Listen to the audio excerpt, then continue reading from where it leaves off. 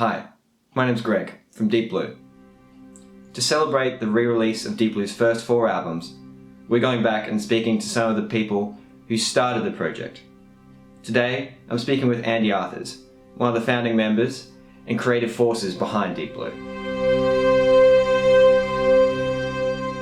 So, hey Andy, how are you doing today? Going well. You were one of the founding members of DeepBlue. In large part, a lot of the ideas that went into DeepBlue came from you. What led up to that creation? What was happening in your career leading up to that point? Well, I'd worked with the 10 Tenors with Darren Clark and produced an album with them. And something I liked the idea of was the fact that the 10 Tenors were interchangeable, but it was still the same thing every time, and it had its own heart and pulse, but it wasn't dependent upon a personality dominating. I mean, there's 2 strands here, but this is the first strand. I thought, wouldn't it be good to create something that's original, orchestral, and immediately people think classical because you say orchestral, but no, I didn't mean that. I think Pink Floyd is orchestral, orchestral in a much bigger way, a sort of timbral event. But what you do always seem to have in your mind with an orchestra as well is strings. So maybe we could have strings and other timbres. So the idea was to have synthetic timbres with strings. That was the original idea. And also to make it something that was an experience if you went to it. It wasn't just a concert, but you went and you left feeling different. And stylistically, you jumped all over the place because it was a kind of polished stylistic agenda. It sounds like you had these really these sort of high-level ideas, like this sort of texture you had in mind, and I suppose an experiential sort of thing that you had in mind, and also wanting to make this something practical that actually happened and actually entertained people. It wasn't, just 100,000 words on a PhD document. Yeah. How did, you coalesce all those different ideas down? And obviously this has to do with how you got funding for the orchestra as well in the first place. We had to make it attractive to someone to put money in. We then applied to the ARC for a grant. 2 references came back. One said, this is fantastic. The orchestral world needs a change. The other one said, this just sounds like happenings of the 60s to me. It's all been done before, no, don't like it. So one was very plus and one was absolutely minus. And someone on the board of the orchestra said to me, who was an ex-vice-chancellor, he sent an email and he said, sounds like you're pushing shit uphill to get this across the line with that feedback. But with help from the people at QT, we used the one positive as sort of argument against the negative. And of course, they were completely wrong. We weren't intending to do 60s happenings. It was just some prejudice.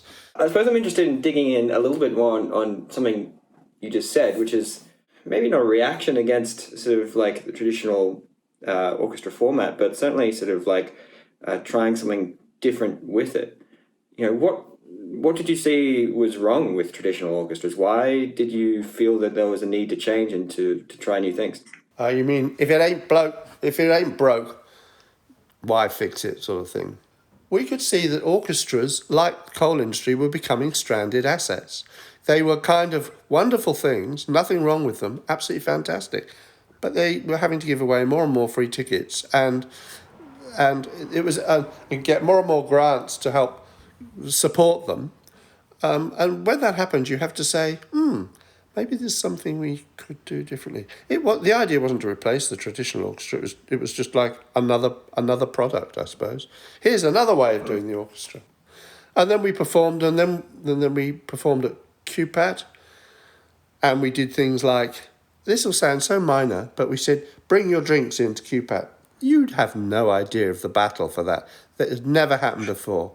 Now, people bring their drinks into QPAT all the time. The idea that when you go and see a play, they don't walk around with the script in their hand. They've learnt it. So why couldn't musicians learn their parts and not just like every band and not have the music in front of them? Things to connect the orchestra to the audience much more intimately.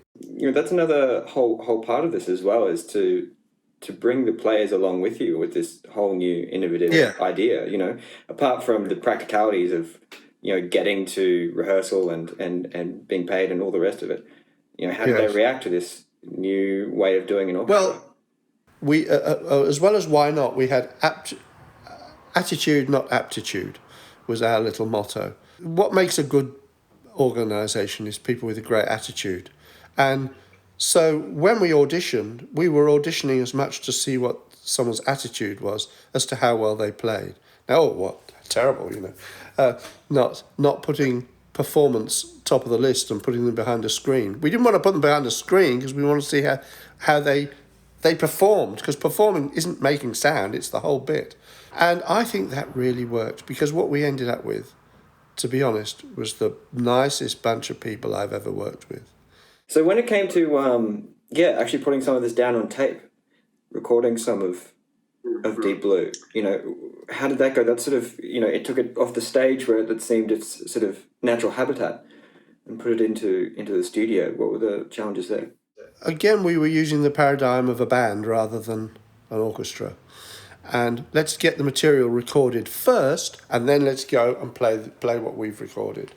I think we thought the epitome of what a DeepBlue piece was a piece called Red Room Revolution by Phil Wilson. Because it was kind of orchestral, but it used samples of orchestras in amongst there. It wasn't even Western in its kind of focus. There were bits of backward stuff going on in there. Yeah, it was like that was to me the ultimate DeepBlue piece at that time. Overall, sounds a little bit harkening back to what you said before, more Pink Floyd than Philharmonic. Well, it was a blend. But I mean, having said that, I've always loved the orchestral repertoire from Mozart onwards, anyway, and particularly 20th century orchestral pieces. Well, that's a really good point as well. There is still, there's a reason why we have this musical tradition of classical music, and why it is still so important to sort of maintain and preserve that. I want to ask you, what do you think the right balance is, or can there be, a good balance struck between preserving those wonderful pieces, the Mozarts, the Mahlers, and innovating, trying something new, doing something for the hell of it? Well, I don't think the masterpieces of the past have got any problem.